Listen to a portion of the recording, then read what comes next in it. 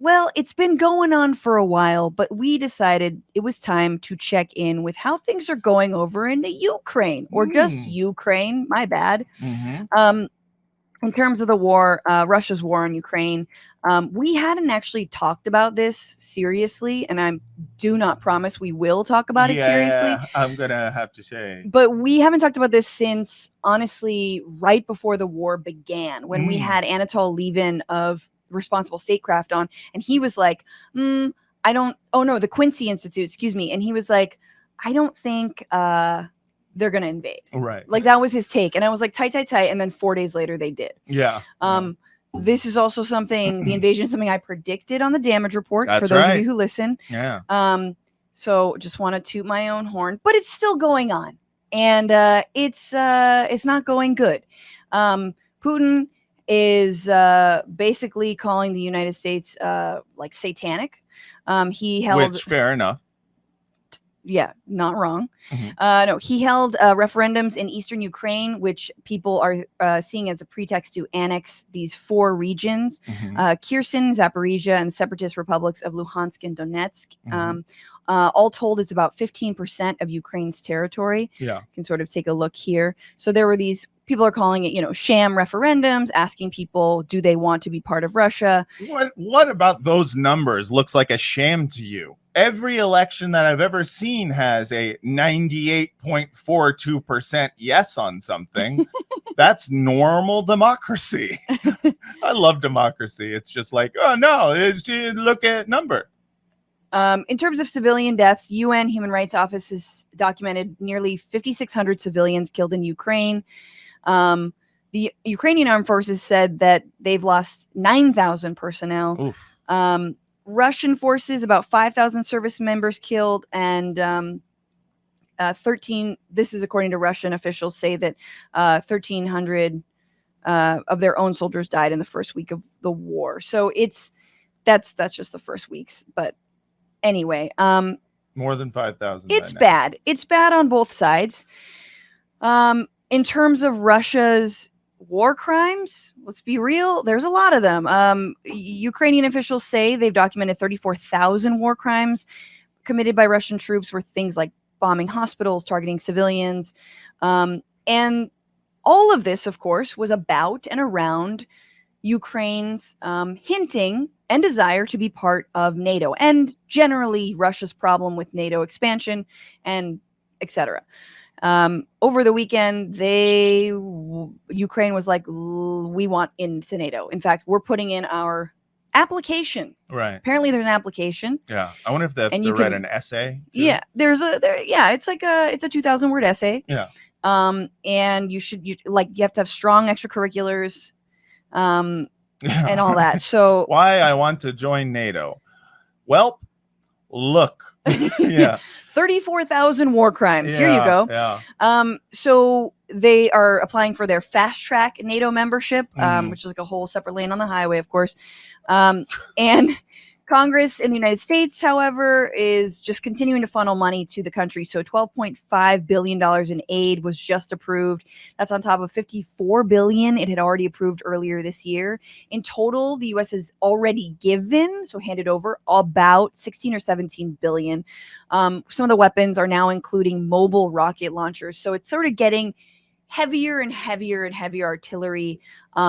Needless to say, weapons manufacturers are happy as hell about making a lot of money about everything. But so that is where things are. It seemed a few weeks ago that Ukraine had started to take back some territory, and I believe they had. Mm-hmm. But it seems like the calculation is neither side can win this quickly. Right. At this point. And you see the United States doubling down on, all right, well, if we just give them more and more and more weapons, this will be fine. Now, the real thing is, what about nuclear war? Because one of these two sides has a bunch of nuclear weapons, and has not been afraid to basically say that they could use them. So, this is from an article in Newsweek that talks about how Biden apparently is actually exercising more caution given the general military, and we'll talk about that. But Putin said this week that Russia would use nuclear weapons over the Ukraine conflict if the country was directly attacked, ominously adding, "This is not a bluff. In the event of a threat to territorial integrity of our country and to defend Russia and our people, we will certainly make use of all the weapons available to us," he said in a special address. Now, there's differing opinions on all this. Let's see. But one opinion, one idea is that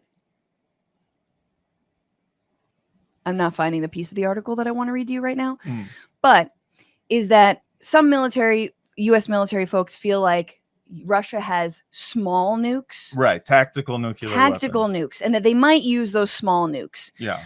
So the scenario, just little baby firecrackers. Yeah, they're little cute nukes. Yeah. They're cute Yeah, nukes. they're more adorable than they are deadly. They're cute. Except for all the people they kill. And well, the scenarios range from a nuclear attack in Western Europe to the Russians detonating a high-altitude nuclear blast to create an electromagnetic pulse that could lead to the complete collapse of the energy grid. EMP, like from the Matrix, but real. Right, exactly. Yeah. And then what those small nukes mean is interesting because it doesn't really enter into the they went full nuclear, now we got to go to war scenario. Right. So it would not be a physical attack on land that thus might not be equated with a traditional nuclear attack. That would complicate the calculation of whether or not the U.S. response should automatically be nuclear. Biden feels like they don't need to obviously have really a nuclear plan at this point. Biden said, nuclear planner and 2 other senior officials who spoke to Newsweek said the President Biden favors non-nuclear options over nuclear ones should Russia cross the nuclear threshold. That's always comforting. Yes. The officials don't disagree with that view, and none of them advocate any use of nuclear weapons in a preemptive strike. But to deter Putin from using nuclear weapons in the first place, the officers say the United States needs to talk the nuclear talk and not be held back by the fear of having to walk the walk. I would say, in this instance, given, Hiroshima, Nagasaki, given that we've seen what nuclear weapons do, maybe we should be afraid to walk the walk on nukes. Yeah. And this idea, too, of you got to always say that nukes are on the table as normal foreign policy is so fucking twisted. Yeah. It's the most twisted thing in the world to be like, well, no. We have to always at any time. All options are on the table. In any conflict, say one of the options is the end of the fucking world. And it's like, why? Why would that be a necessary thing to do? Motherfuckers act like we haven't watched Dr. Strangelove. Come on. I mean, it's so insane to me because the hawks around him. They are like, just say you'll do it. Come on. I can't even come if someone doesn't put the nuclear option on the table. Oh, you expect me not to come for the next 2 years? No. But this is the thing. It's like, you're dealing with a madman. You're dealing with not a reliable actor. Yes. My thing is stop further psyching him out because one of the 2 people are being strategic about it. Yes. And the other is like, I'll push the button. You know what I mean? Putin, I think, absolutely would do these tactical attacks. Yeah.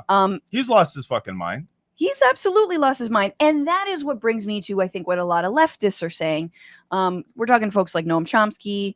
I heard Vijay Prashad the other day on Democracy Now! And then, Responsible Statecraft putting out, I want to go into an article by Harry Kazianis, which I liked. But they're basically like, look, we should negotiate a ceasefire. And the United States needs to work on that immediately. There needs to be diplomacy, blah, blah, blah. And I am on board with that. My question is, who on the other side is on board with that? Is at this point, it is effectively a proxy war. The United States funneling a bunch of money into Ukraine to fight Russia. It's a proxy war. I'm not saying it's not okay, that Ukrainians should be completely on their own, but let's call it what it is. Mm-hmm. So there should be some sort of diplomacy going on. But my question is Putin, I think, is nuts. We know that his advisors around him also don't even know what he's thinking one day to the next. Mm-hmm. The draft that they just issued a draft, right? 200,000 Russians have fled the country in just like the past 10 days. Yeah. It's unclear who we should be negotiating with. And the answers are cagey. That doesn't mean you don't try. And I will give absolutely those folks I mentioned the credit to say, you know, we should be trying to negotiate, but it's still unclear. Yeah. And we have to sort of move on. But, you know, this Harry Kazianis said, the possibility of nuclear war demands that the West try to seriously explore what may be possible. Clearly, Ukraine cannot join NATO, as Russia would be most unlikely to accept such an outcome, given that preventing Ukraine from joining the alliance was the casus belli. What is that word?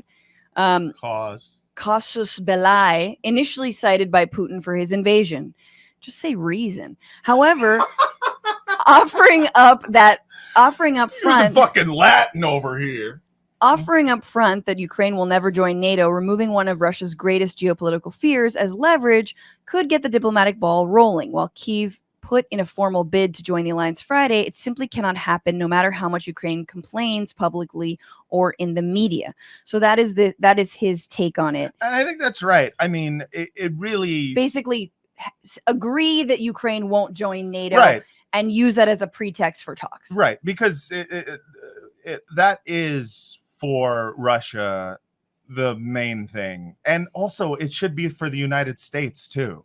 I'm sorry, but it should be. The United States should not want Ukraine in NATO. NATO shouldn't exist, but it should not want Ukraine there, because literally that means we have to go to war if this shit goes on. Like if their application was accepted, then we would have to go to war with Russia. And I'm sorry, but call me a peacenik or whatever the fuck, but no, we should not be doing a fucking 21st century war with another major power for the cause of, you know, at this point, propping up this old system that we created post World War II to be like, hey, we need to fucking make sure that or post Cold War, that we need to make sure that Russia is firmly contained. And it's like, why? I think we're doing this? I mean, the Cold War never fucking ends, and that's the biggest thing for me. And you know, it is important to talk about the Nord Stream pipeline, you guys. Have been ruptures in it that everyone effectively is saying is sabotage. Mm-hmm. Putin is blaming the United States is blaming Putin.